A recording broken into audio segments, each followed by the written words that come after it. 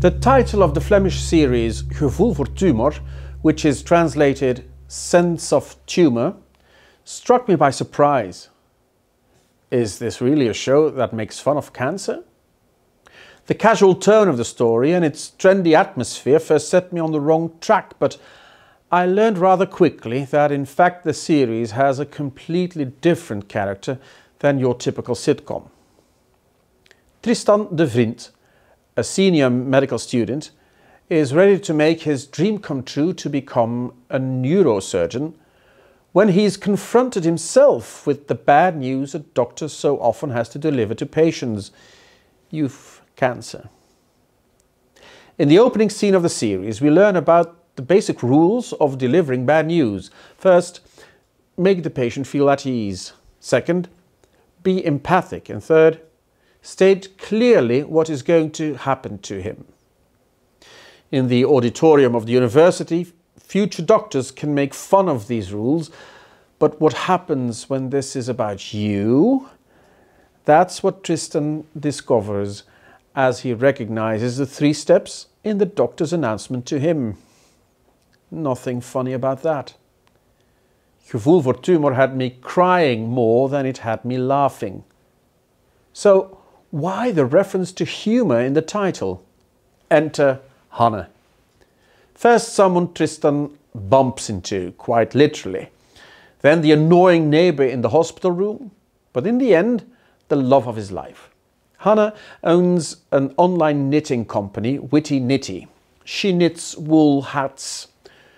What kind of a chick would spend time knitting? Why would you? It's a granny complex, isn't it? Tristan snarls at Hanne when she plays Rummikub with him in the hospital. Actually, because her grandfather forced her to. Why Hanne knits wool hats we discover with Tristan some episodes later. Not coincidentally, the episode The Proud Dr. de Vriend loses his hair. Before she died, Hanne's grandmother used to knit a wool hat each time her young grandchild stayed over because her parents were out on a business trip. Whenever Hanne would ask her grandmother when her parents would be back, the answer was, when this wool hat is finished. But one day, Hanne's parents die in a plane crash, and the wool hat never gets finished. So the knitting of these hats is a very meaningful act for Hanne. It reminds her of the warm and soothing presence of her grandmother. It recalls the joy of expecting to see her parents again. And it confronts her with the pain of loss, both of her parents and her grandmother. The significance even becomes bigger when Tristan asks her to create a wool hat for him too. This hat, full of symbolic meaning, introduces the humour the title is referring to. A leather patch on the hat Tristan gets from Hanne reads Team Tumor. And this hat is the first of a series, for other patients on the oncology floor are interested in the hats too. And every hat has another inscription: Chemotional, Tomorrowland, yes we can, sir. That's the context of our title, Sense of Tumor. And there's more. A couple of episodes later, there is a new layer added. The volunteers participating in the search for a donor for Tristan wear a wool hat with the inscription Friends of de Vriend. Tristan's name is de Vriend and it means the friend in Dutch. In a sense, Hanne's hats are the main characters of this series. Or better still, the heart of the story is what the hats communicate. Whether it's the nostalgic link to loved ones who've passed away, of the passionate love between partners, or the connection with people suffering from the same disease, or with people trying to help those in need, the hats are an image of the most beautiful thing on earth. Staying together, for better and for worse. Like the humorous inscriptions, the hats have relativizing power. No, they don't want to neglect the suffering that comes with the illness. The cancer patient's suffering is never minimized. Moreover, the testimonies of actual young patients at the end of every episode enhance the sense of reality of the series, making sure the viewer understands this is not a romantic story, but a confrontation with life as it is. What then is the relativizing message the Hats want to bring? They remind us that there is more than suffering alone. They introduce beauty into one of the most painful environments of our society. And that's not only a sign of deep wisdom, it's at the same time the heart of the Christian faith. Jesus' most famous speech is called the Sermon on the Mount. One of the first things he says there sounds somewhat peculiar. Blessed are those who mourn, for they will be comforted. Jesus says that the people who are in pain are the lucky ones. Weird, isn't it? This is a so-called beatitude. It's a common thing in old texts. No less than today, 2000 years ago, people were searching for happiness and fulfillment in their lives. Wisdom teachers of all sorts were happy to provide them with tips. Think of a typical parental advice as, just make sure you have a degree first. Or think of the time around New Year's when we wish one another health, because that's the main thing in life. In biblical times, this advice would sound like this. Blessed the people who have a degree, because they will earn plenty. Blessed those who are healthy, because they will enjoy life. That's the wisdom Tristan is filled with at the beginning of the series.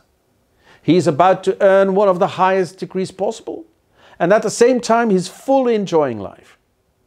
At his sickbed, his sister admits that she's often cursed him as a child. I had this feeling, she said, when is that infinite luck of his going to end? You were so annoyingly perfect.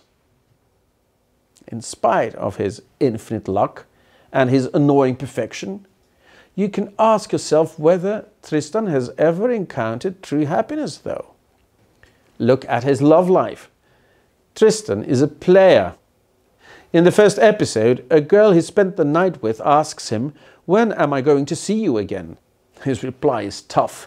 He describes love as a chemical process and adds, but the problem is that eventually the process is stopped in your body. So why keep seeing each other, don't you think? And happily, he continues his search for the next hookup. This is a man who would have a good laugh with a wisdom like, blessed are those who mourn. But then he gets sick, and slowly but surely has to let go of everything. He isn't the rugby star he used to be. Gradually he understands that he will not become a neurosurgeon. He has to learn to be dependent on others. And the treatment affects his sexual potency and his fertility. No more perfection. So, bye-bye happiness. Blessed those who mourn, for they will be comforted, a master of wisdom proclaimed 2000 years ago. Even when the original dreams are shattered, there is a road to happiness, and it's to be found in solidarity, in love. Not the romantic erotic relationship you hear about in soggy love ballads. No, love as it presents itself in Hannah's wool hats. The warm memory of beloved people who've passed away, the loyal help of family and friends, the charitable commitment of people with a good heart, and also the unconditional care of a person that says, I love you. Gevoel, voor, Tumor tells the story of a process of transformation. In the series, Tristan becomes a new person. As a matter of fact, it's telling that this process starts as we are witnessing the baptism of Tristan's nephew. Like a baptism that is the start of a lifelong road to becoming an adult in Christianity, the news of his being sick will be the start of Tristan's journey through a completely new life. And the most important lesson to learn is not medical, but relational. When Tristan finds out there is a cancer recurrence, first, of course, he's really down about it, but then he's confronted with an even greater challenge. Hannah is presented with the opportunity to take her knitting company to the next level, but she turns it down. She wants to focus on Tristan. Now, it's one thing to let go of your own dreams, but it's something completely different to accept that others let go of theirs because of you. That's the reason Tristan breaks up with Hannah. He yells, "I can't take it anymore that you're fucking up your future just to clean up my vomit." And he starts pretending that Hannah never was more than a hookup. Inspired once again by her grandfather, Hannah takes a last shot of restoring the relationship. But a weakened Tristan argues that he will never be the same anymore.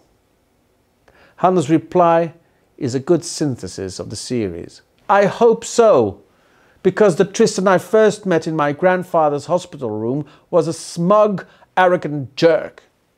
But I've seen how you've changed into the Tristan I fell in love with."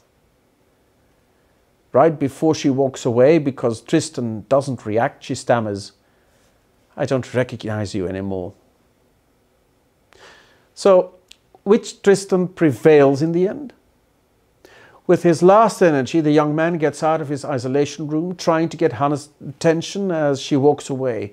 Stumbling through the hospital corridor, he's an image of a completely weak and powerless man. But never in the series he shows more strength than right at that moment. The strength of a human being that allows himself to be embraced. The strength of a man who says sorry. The strength of a love that is willing to completely surrender. Every person has the vocation to enter into this journey in life. We too. But hopefully we don't need to end up in an oncology department before this process starts. And all the people who do have to go through this ordeal, I wish them a neighbor like Hannah's grandfather, a supportive family like Tristan's, and a Hannah who relativizes even the most dark moments and reveals that in the end there is something more important: love.